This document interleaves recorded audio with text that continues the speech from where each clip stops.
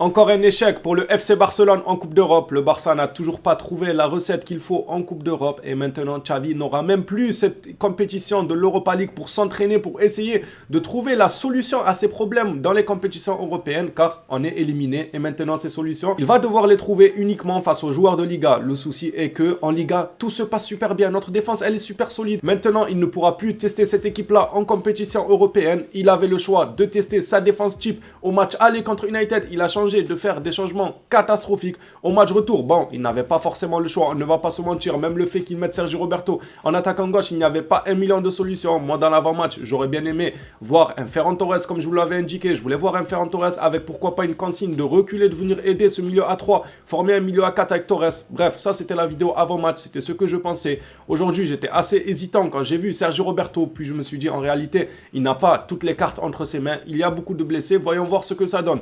Je n'ai pas été déçu du match de Sergi Roberto, du moins du Barça entièrement en première période. J'ai trouvé super solide cette équipe. Sergi Roberto, mis à part le fait qu'un contrôle sur deux, on dirait il y a des criminels qui le pourchassent. Pourquoi il tremble? Pourquoi à chaque fois qu'il contrôle le ballon, on a l'impression qu'il est en galère, il fait un double contact sans le vouloir. Bref, balle au pied, je ne l'ai pas trouvé extrêmement intéressant. Mais par contre, son jeu sans ballon a été très bon. C'est là où pour moi ça a rattrapé son match Sergi Roberto. Il fait mine de rien un bon match car sans ballon, il était partout. Il bougeait partout, il pressait, il revenait défendre. Ça a rattrapé pour moi son jeu balle au pied que je n'ai pas trouvé flamboyant. Mais de l'autre côté, il y en a un qui n'a pas rattrapé son match. Il a commencé son match, il était nul. Au milieu, il était nul. À la fin, il était nul. Quand il est sorti, il est nul. Je ne sais même pas comment ce genre de joueurs peuvent coûter des millions alors que vous allez dans n'importe quel quartier, vous allez chercher un petit de 15-16 ans, il ferait mieux que Rafinha. Il ferait même certainement mieux que Rafinha, s'il vous plaît. Il y a adaptation et adaptation. Rafinha, c'est quoi cette adaptation? C'est d'une nullité, mais d'une nullité. En fait, il sert à rien dans le jeu. Dans le jeu, je le trouve inutile sur tous les points. Il nous coûte déjà un but, même si bon, il y en a qui jugeront peut-être qu'il y a faute. L'arbitre n'a pas été de cet avis-là. Rafinha a mal défendu sur le coup. Il ne s'est pas imposé. Il n'est pas venu mettre le tampon qu'il fallait. Mais même hormis ça, même hormis le fait qu'il s'est fait mettre à l'amende par Bruno Fernandes, son match en attaque, il était horrible. Il était catastrophique, désastreux. Ses prises de balles nulles. Il y a un seul appel de balle que j'ai trouvé intéressant. Un seul durant tout le match. Il y a un seul appel de balle de la part de Rafinha qui m'a fait plaisir. Mais il n'a pas été servi. Comme par hasard. Pour une fois qu'il se montrait intéressant avec un très bon appel de balle, il me semble c'était en première période si ma mémoire ne me joue pas des tours. Et Lewandowski ne l'a pas servi. On va y arriver à lui. Vous croyez qu'on l'a oublié? Mais franchement, je vais pas être aussi méchant envers Lewandowski qu'envers Rafinha. Dans mon avant-match, j'avais bien dit que j'en attends beaucoup de Lewandowski. J'en attendais beaucoup de ce joueur-là qu'on a acheté justement pour nous faire passer cette étape-là. Surtout notamment dans les compétitions européennes. Mais aujourd'hui, il est venu, il était invisible. Mis à part son penalty, en fin de match, il s'est réveillé. Mais ce n'est pas suffisant par Lewandowski. Mais là où je dis, je ne vais pas être aussi méchant envers Lewandowski qu'envers Rafinha.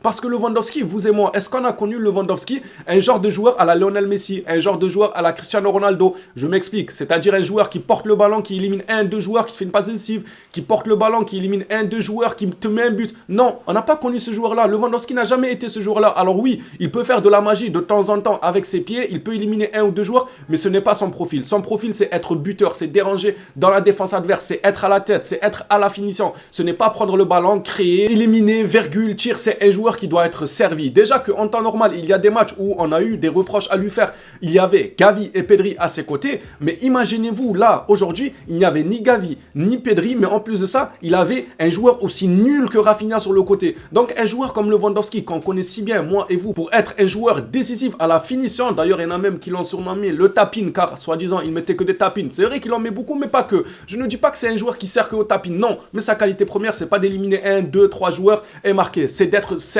et de finir. S'il vous plaît, est-ce que vous avez vu Lewandowski être servi 3, 4, 5 fois? Non, il a été servi 1, 2 fois. Il a failli mettre un but en plus à la fin. C'est qui? C'est Casemiro Varane qui le sauve. Mais voilà pourquoi je ne serais même pas si méchant que ça. Il m'a dégoûté son match. Je n'ai pas aimé, ça c'est clair et net. Pour moi, c'est insuffisant de la part de Lewandowski. Mais je n'ai pas envie tant que ça de lui tomber dessus. Comme j'ai envie de tomber sur Rafinha, mais d'une manière. Parce que Rafinha, lui, justement, on lui connaît ces qualités-là. C'est ça le souci. Rafinha, on lui connaît ses qualités de porteur de balle. Quelqu'un qui peut éliminer, quelqu'un qui peut centrer, quelqu'un qui met des belles frappes. Il a mis des frappes, elles étaient aussi moches que sa façon de jouer. 2 frappes il a mis, les 2 frappes ont touché un supporter mancunien. Horrible sur le terrain. Le gars, quand il faut jouer en 1-2, ce n'est pas précis, il fait des passes catastrophiques. Même à Koundé qui n'est pas défenseur droit de profession, et quand il déborde et qu'il essaye de combiner avec Rafinha, eh bien Rafinha lui donne des mauvais ballons. Vous vous en rappelez de la passe de Rafinha qui finit directement en corner alors que Koundé lui demande dans les pieds? C'est n'importe quoi, il manque énormément de justesse, de précision, il manque toujours, comme depuis le début de la saison, de bonnes prises de décision. C'est-à-dire qu'il prend souvent le mauvais choix dans sa sa façon de jouer. Souvent, il prend le mauvais choix. Alors oui, il y a la carte de l'adaptation, mais j'espère que là, Xavi, il a bien pris note du match de Rafinha et de sa saison même entière, même s'il y a eu des matchs où il a été super bon et que j'ai bien aimé, mais en général, il a été nul. Xavi, s'il te plaît, mets Ferran Torres devant lui. Mis à part ça, il y en a qui ont fait quand même un bon match. Le petit Baldé, je l'ai trouvé super intéressant. Alors oui, sur une action où Bruno Fernandes a failli ouvrir le score, je vous l'accorde, Baldé était très haut sur le terrain, mais il faut revoir la perte de balle des Barcelonais. En fait, Baldé, pourquoi il était haut en fait? Vous croyez qu'il avait envie d'être haut? Non, il n'avait pas forcément envie d'être haut. C'est parce que son équipe avait le ballon et qu'il se projetait pour monter, histoire de donner une option à ses coéquipiers de lui faire la passe. C'est pour ça qu'il était haut. Mais sauf que ses coéquipiers ont perdu le ballon.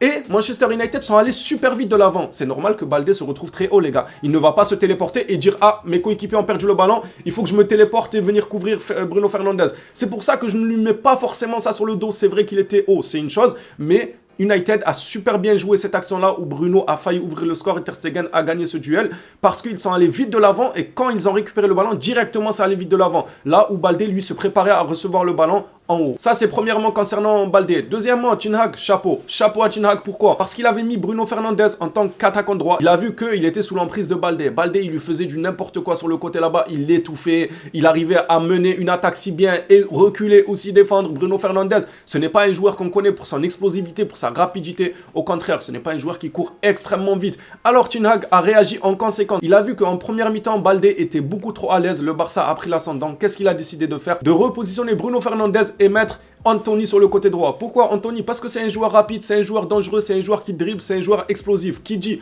joueur rapide, explosif, qui dribble, dit Baldé doit reculer pour justement couvrir Anthony. Il n'aura pas autant cette liberté-là qu'il avait en première mi-temps parce que c'était Bruno Fernandes et qu'il ne courait pas hyper vite. C'était pas quelqu'un qui va déborder de par ses crochets, de par ses gestes techniques. Ten Hag, pour moi, il en a dans la tête, il a réagi rapidement. Il a directement vu le problème. Le problème pour les Mancuniens, c'était bel et bien le côté de Baldé. Il faisait ce qu'il voulait. D'ailleurs, quasiment toutes les actions venaient de ce côté-là. En même temps, de l'autre côté, il n'y avait personne. Ah, il y avait Rafinha? Non, je crois qu'il n'a pas joué ce soir. Non. Kessié, je l'ai trouvé intéressant. Frankie de Jong, ils ont fait une bonne première période. En fait, première période, tout le collectif, à peu près, j'ai bien aimé. Même si Rafinha, si on devait parler de son cas, même la première période, je ne l'ai pas trouvé intéressant. C'est ça qui est dramatique, en fait. C'est que la première période, on l'accorde au Barça. Pour moi, ce match-là, c'est joué en demi-temps. Une pour le Barça, une pour United. La première période du Barça, pour moi, ils ont tous été intéressants. Mais Rafinha, je ne l'ai quand même pas trouvé intéressant. Juste, il me fait de la peine. Du coup, je le mets dans le collectif. Je dis que le Barça entièrement était intéressant. Mais si on devait prendre au cas par cas, Rafinha, même première mi-temps, il n'a pas proposé tant de choses que ça sur son côté. Franchement, je suis dégoûté, j'ai même pas envie d'en parler. Encore une fois, on sort d'une compétition européenne. Encore une fois, Xavi ne pourra plus tester ce collectif-là face à des équipes comme United, comme Arsenal,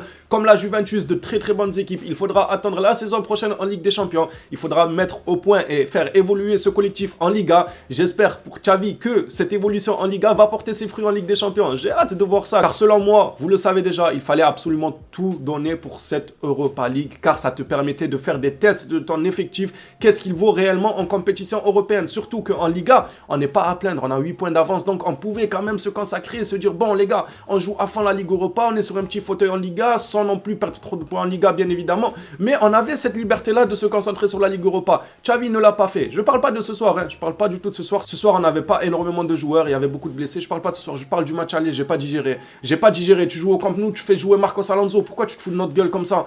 Pourquoi faire? Pour jouer la Liga? Vas-y, joue contre Cadix. Gagne des 1-0 contre Cadix, ne te prends pas de but. Et après, il y a tous les médias qui vont dire le Barça a la meilleure défense, le Barça a la meilleure défense. Si ça te flatte, Xavi. Moi, je vais pas me contenter de ça. Je m'en fous que le Barça ait la meilleure défense en Liga si c'est pour se prendre minimum 2-3 buts à chaque fois en compétition européenne. J'espère vraiment que la saison prochaine, ils vont se reprendre. Cette saison-là, ils m'ont déçu. Franchement, les gars, je vais m'arrêter là. J'ai plus envie de parler de ce match. On se revoit à la prochaine vidéo sur le FC Barcelone. Dites-moi, vous, ce que vous en avez pensé de votre côté sur le match. J'ai dû oublier tellement de choses, en fait, tellement de détails. Le premier but du Barça, le penalty, il a failli être arrêté par Drey, mais je m'en fous en fait, je m'en fous. Je vous souhaite une bonne soirée à tous, on se revoit au prochain match comme je l'ai dit, prenez soin de vous les Blaugrana.